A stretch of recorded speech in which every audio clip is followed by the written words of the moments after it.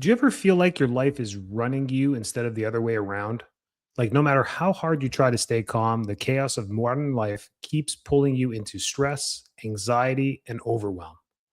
Today, we're breaking down why modern life overload is real, why your body wasn't designed for this level of constant stimulation, and exactly how to build stress proof habits to help you stay grounded, even in a chaotic world. Welcome to Living a Full Life podcast. I'm Dr. Enrico Dolcecore. Thanks for joining us again this week as we go deeper, not looking at chemicals or foods, but more emotional and environmental load we face every single day. The stuff that drains you mentally before you even start your morning. It's an chaotic world out there. And I thought this time of the year, as we wind down the year here into the holidays, we feel it more than any other time during the year. And it's because of that rush society that we're in. So, modern life overload is that our brains were not designed for all of this. They were evolved for survival, small communities, and predictable environments, habitual environments. Today, we live with constant interruptions, information overload, high expectations, digital pressure, fast paced everything, and zero recovery time. We're chronically in fight or flight baseline, which puts us into sympathetic overdrive. Our nervous system, our automatic nervous system, is how I teach a lot of the kids when I go to schools about chiropractic and the nervous system and the spine and the brain. It's called the autonomic nervous system. I tell them it's automatic. It's the part that you don't have to think about. It's divided into two categories: sympathetic and parasympathetic. It pretty much sums up how everything functions in the body. If the body has to constrict, if the brain has to constrict blood vessels to increase blood pressure, it also has to dilate blood vessels to decrease blood pressure. Sympathetic versus parasympathetic. So that's how our nervous system is built. Symptoms that end up happening from this over chaotic world are restless sleep is number one. This is where it all starts. It can start in young people, teenagers into their 20s. This can start becoming restless.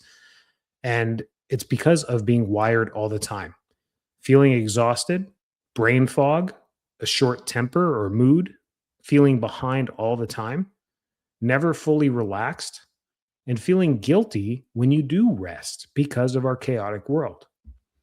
It's almost this negative feedback loop that we can't break out of.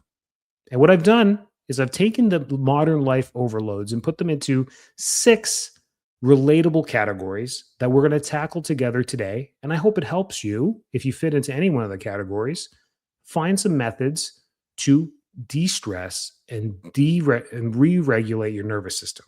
That's the point of the podcast. How do we help people take a moment of mindfulness? Because that's what these podcasts are: reading a book or a documentary, watching a documentary, or putting on your favorite podcast and listening to a speaker, is a moment of just centralizing yourself and focusing on one topic. So the digital overstimulation is number one. Let's start with that one, that bucket. We're in this world. It's 2025, almost 2026. It's what we do all the time. We're in digital mayhem. We get endless notifications. We get endless scrolling. You open up any one of the apps. Yeah, I'm guilty. You end up scrolling and you look at your watch, like 20 minutes just went by. I'm like, why did I do that? News cycles. You may get into the news rabbit holes and the comparison culture that comes from many of these Instagram and TikTok type platforms. And how these affect the brain is they give us a dopamine spike. You can get into these endless scrolling of cats or golf hacks or bloopers. I do it all the time. The golf bloopers get me all the time. And I end up watching 20 of these things in a row. And I laugh, and it causes a dopamine spike. Gives us a little bit of a happy hormone release. What it does though is it shortens our attention span, and it's getting worse at hyper speed right now because these videos are getting smaller and shorter each time. They can be 2 seconds, 3 seconds. So we're getting these hits really quick. There's no longer the 30-second, wait till the end funny. They need to catch your attention within 3 seconds. So the funny thing starts, or the hook starts right away. And then within the next few seconds, you got your laugh or whatever happens in the video. That's that dopamine release. That's the shortened attention spans that we're seeing both in kids and adults. And then our nervous system's activated in a negative way as well. The fix to this, and for you, your kids, and your family, is digital boundaries. We just have to create time restrictions, device restrictions, keeping them out of the bedroom, whatever fits your family, whatever fits your life. You have to deregulate the digital world in one way or another. And setting time limits is great. Setting reminders on your phone to turn your phone off or to not look at it. Work, not breaks, but just focusing on work. Notification detoxes, turn off all the notifications. If you really need to go find something, go into the app and find it. But to constantly be getting all the news from X and Facebook and CNN and everything all the time, it's overload.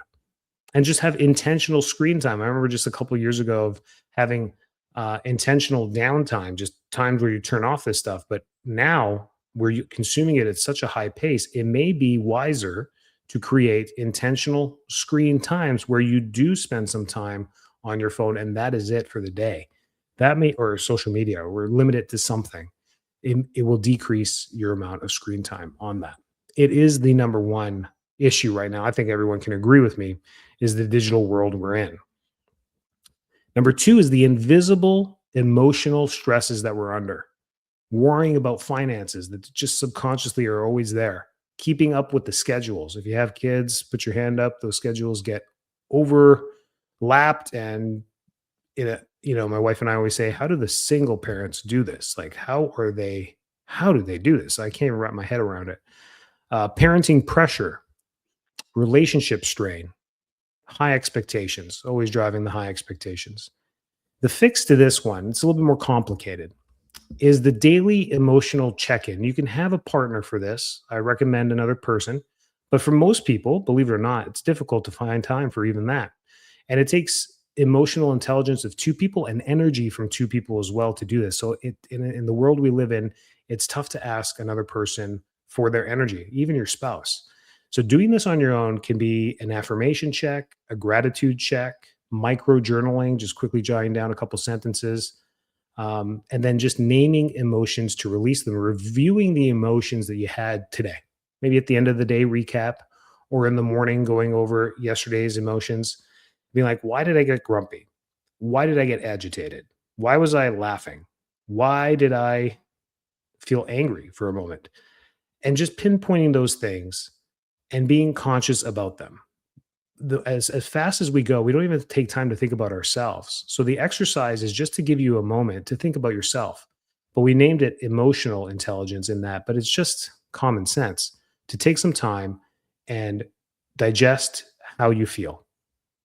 Number three, overcommitment culture. You're asked to do 1,000 things every day. And if you're like me, the yes man, my wife hates it, and it's to my own demise, and you say yes to a lot of things, your schedule fills up very quickly. And then you end up realizing you double booked. I do that almost every day. The overcommitment culture is being busy does not equal a badge of honor. I'm still waiting for mine in the mail, or does it come from the president? I'm not sure where this badge of honor comes from for being busy, but I yet to receive mine. And I'm going to break the news to you. You're not going to get yours either. So it doesn't come with a badge.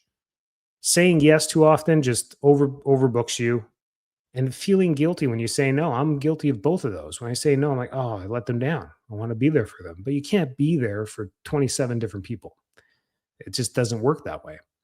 So the fix to this is the rule of three priorities. You just live by these rules, the three priorities that you live on a daily, weekly, or monthly basis. And daily is easier.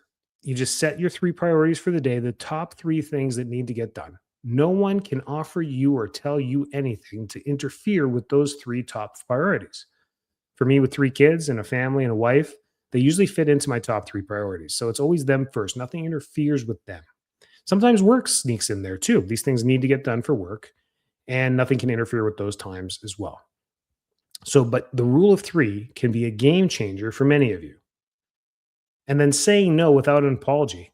You can say no and not be sorry. And reducing decision fatigue. This is just a great way of just being able, and it's by the answer to that is by saying no. Learning to say no reduces your decision fatigue because you don't have to say yes. And it really downplays how much of an option you really have to many, many things. So try those things. I find many people guilty of the overcommitment culture. It's just the way we are. And if you're not, good on you. I think it's a life skill that you should teach other people on how to be able to do that. Number 4, environmental noise and chaos. The hidden things that we maybe not live by. With 3 kids, our house is cluttery. There's always clutter. My office has clutter. Everywhere has clutter. It's stressful to live in a clutter. Constant noise. We got digital screens. We got music playing in the car. We got music playing in the elevator. We got music playing in the office. We got music playing because our kids are playing it on the speaker at home. We got music playing from the TV that's on in the background. All this damn music. If it was great, I'd be like, great, we're listening to great music. Well, there is no more great music. Sinatra's dead. Everyone else is dead. There is no more good music. So why is it everywhere? This is digital noise, and it's constant noise. Even living in a city, the ambulances, the fire trucks, the constant noise. It's there. We got to find time for some peace. Messy spaces and just visual overload. Again, it comes from the digital overload as well. Just too much visual overload everywhere. This is how it affects the brain. The brain processes clutter as an unfinished task. Got to think about that. If we have clutter and messiness everywhere, like I just described, a messy car, a messy bedroom, a messy house, a messy office, a messy backpack, a messy everything, messy garage, and you live in that space all the time, the brain processes it as unfinished tasks, which goes back to always needing something to do or always feel like you never have time to get it all done. So trying to keep organized is a great skill, but here are some fixes. The 10-minute nightly reset. Every night, you take 10 minutes to organize either tomorrow's day and what you need to get done or organize one thing. What I do at night, I come downstairs and I didn't even know I was doing this. I put away the dry dishes that we washed from dinner, maybe the steak knives, the pans, whatever we cooked, and now they're finally dry. I just go ahead and put them away for the night. I put them back in their shelves. I was just putting them away. Why? Because in the morning, I make breakfast. And for me, my personality is like, I need to know where everything is to be efficient. So that I didn't even know I was doing it. But that was my 10-minute nightly reset where I came downstairs and I did, and it was probably less than 10 minutes, put away some things. That's it. The house still messy. It still messes everywhere else. But I did the one thing that calmed my brain for the morning. So it was a win-win, not only in that moment of doing it, but in the morning, I know where the frying pan is. I know where the spatula is. I know where the butter knives are. I just know where they are for the kids in the morning to make breakfasts. The quiet morning routine. I luckily get this as well. I beat the kids downstairs every day for at least 10 minutes. And it's kind of quiet. Let the dog out. It's peaceful until they start yelling and screaming about where they can't find their uniforms. And then simplifying your space. Less is more. We live in a world with too much stuff. You have too much stuff. And once you start organizing, you're like, why do we have 7 of these things? So I think we only need 1. And you'll realize when you start to simplify and minimize your space, you're actually a lot calmer and you feel better. Easier said than done, right? Number 5, the nervous system burnout. When your brain feels unsafe, even if there's no real danger, your body stays in survival mode. We have to think about this. If you've done any anthropology, I had a minor in it, learned about human evolution since the beginning of the theory. And if we want to talk about danger, I don't think we have that anymore in the history of the human race. We live in the most comfortable time in humanity, and yet we are so panicked about all the possibilities of what could go wrong. Abducting our children, school shootings. I mean, there's real reality to this stuff. But there was real dangers before, like a lion coming into your village and taking some of the members of the village. Like there was stuff that was real dangers on a daily basis every single time, and they were life and death dangers. And it's odd that we've carried that through DNA and our programming for our survival mode. So the signs of this in our modern day life is that a racing mind is usually that danger, fight, or flight response. When we can't settle our mind, it's racing all the time because we are stuck in survival mode. We have a tight chest. We may get tight, palpitations, breathing, even trying to take a deep breath feels like a little bit of work. Trouble sleeping. and then feeling on all day. It just feels like you could pop up and get something done all day. The fixes to this is grounding, breath work, cold exposure, vagus nerve activation, grounding techniques where you take time every day, 5, 10 minutes, whatever it may be, to help deregulate your nervous system, to regulate your nervous system is what we want to do. Breath work, I've talked about in many podcasts because it's the easiest and most universal thing most people can do. We all have to breathe. So just taking a moment to focus on the breathing, which we don't do because it's subconscious, is meditative. It's relaxing. It's grounding, where you breathe in 3 seconds, breathe out 3 seconds. And just think about that motion in and out.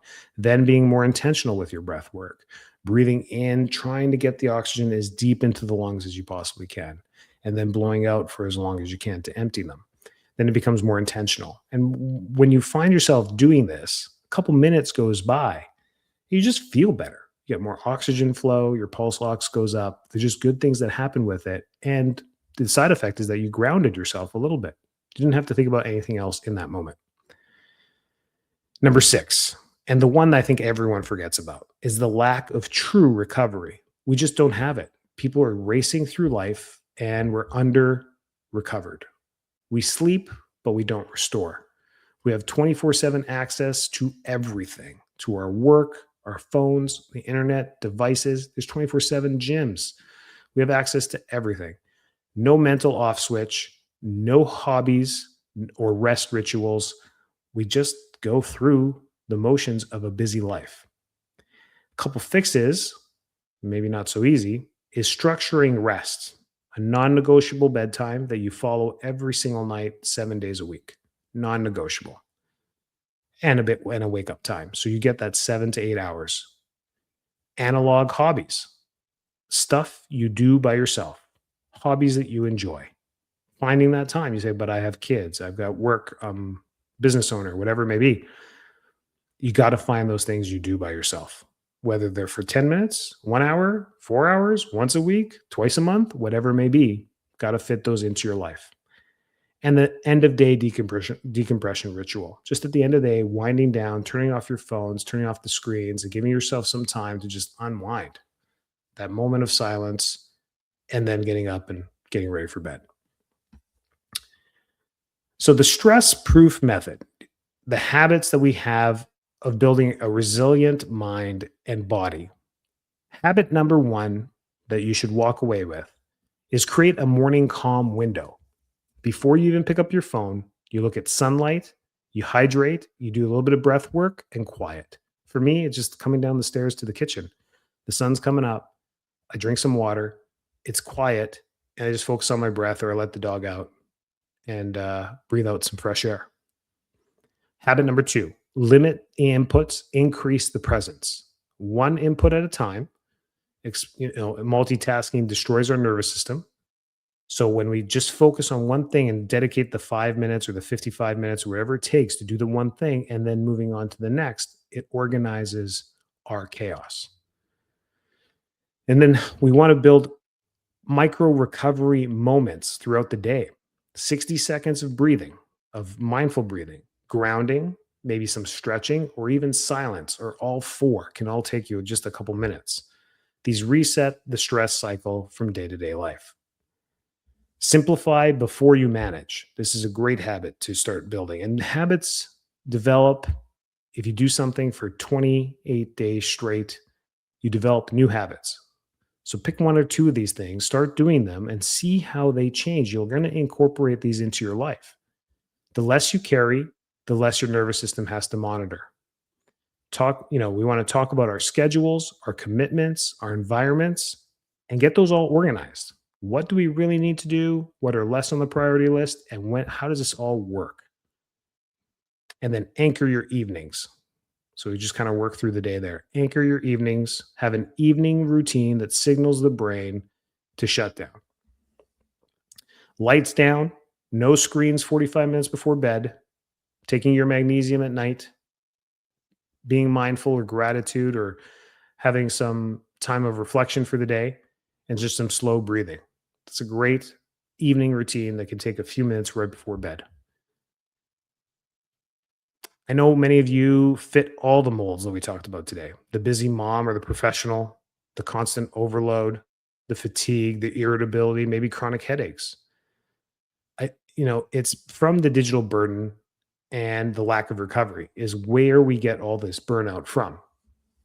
So you can have a big shift, and you just need to do this in a 24-hour or hour overload reset that we talked about. All it takes is today or tomorrow. You focus on these things in a morning, afternoon, and evening type ritual, where in the morning you don't look at your phone first, you get some light exposure, you do a little bit of breathing.